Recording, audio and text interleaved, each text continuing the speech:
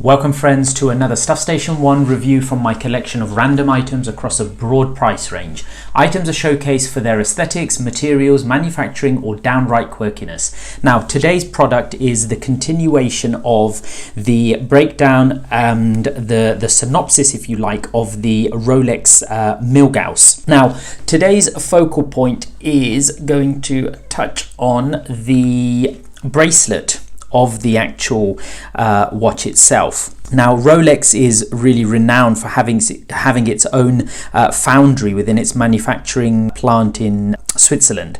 Now it uses a variant of steel, or it alloys its own steel known as 904L, and 904L steel is basically one that is extremely wear and corrosion resistant, and one that really lends itself to a higher level of polishing.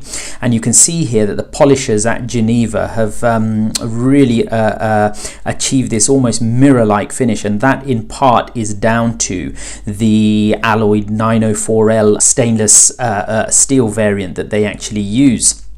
Now, if we have a look at the actual bracelet itself, it is what we call a flat three-piece bracelet. Okay, so you've got the two sort of outer pieces, if you like, and then the central pieces are in this high polished steel. Now, it starts off quite wide at the lugs. All right, the end pieces or the end links are solid. Okay, so that's only what you would expect of a £6,000 or $8,000 Swiss timepiece, and they do actually sort of, or it does rather, taper down to quite a thin, narrow proportion once you get to the folding oyster clasp there.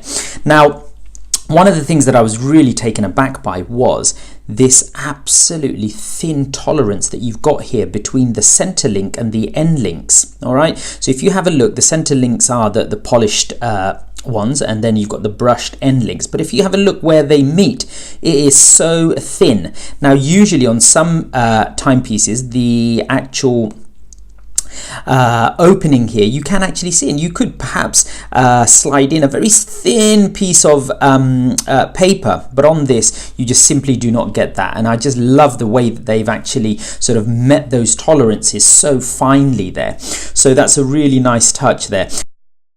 Friends, why not subscribe, like and share? Also tap that bell icon. I put out content every week, so your support would be really appreciated. Now, the actual folding oyster clasp, as they call it here, there is a spring-loaded mechanism. So you can see there, spring-loaded, and that undoes, or you can undo it.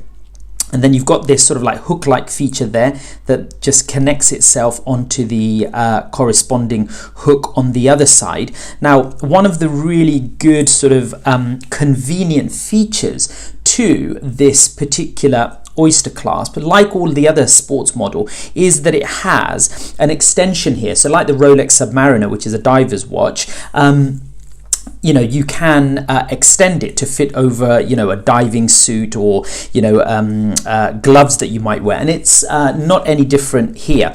On the Milgauss, what you have is 5 millimeters of extension. So you saw there, you sort of undo it, and then it sort of opens out, and then you can put it back in.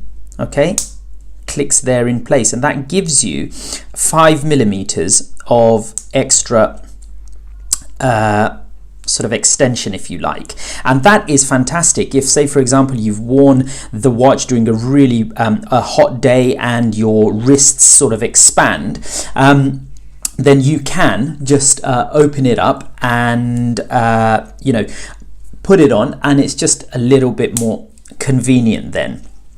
Okay, now one of the things that I don't like so much, there isn't like an additional sort of like locking clasp that you would normally find here on the Submariner models. Okay, so that's sort of an added feature, but the thing that I'll say is the locking mechanism does actually feel quite tight, so I don't think it's going to really sort of come off there. Now, on the actual wrist itself, okay, the bracelet, I've got to say, guys, it's one of the nicest feeling bracelets that I've ever worn. Okay, and I've got a few Swiss timepieces, some quite expensive ones, some kind of middle of the range ones, and this one, you know, is just gorgeous to the touch. There's no pinching of the skin, there's no sort of pulling on the hair. You know, I'm sure that may well happen in time, but at the moment I'm not really feeling that at all. Also, it's really smooth here. You know, the edges have just been polished so nicely that, you know, there's no real sort of like rough or sharp points to it. Okay, so I really love the quality of the actual bracelet, and it is a bracelet that I feel that, you know, you can actually wear this all day, you know. So really nicely constructed. There isn't much sort of give, you know, when you sort of wobble it like that. With some bracelets over time, especially with stretched ones, they can actually swing around a bit, but on this one, minimal at the moment. Okay, so I really love that.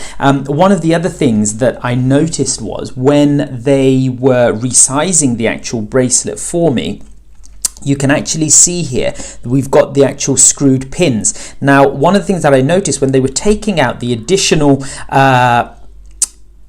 links was that when they undid the actual screws, there was sort of like a white sort of like pasty material on the end of these pins, and I asked the servicing guy at Rolex, and he said that's like an additional sort of adhesive that they put on the pins, and when it's sort of screwed in, okay, it gives it that extra sort of adhesion and bond.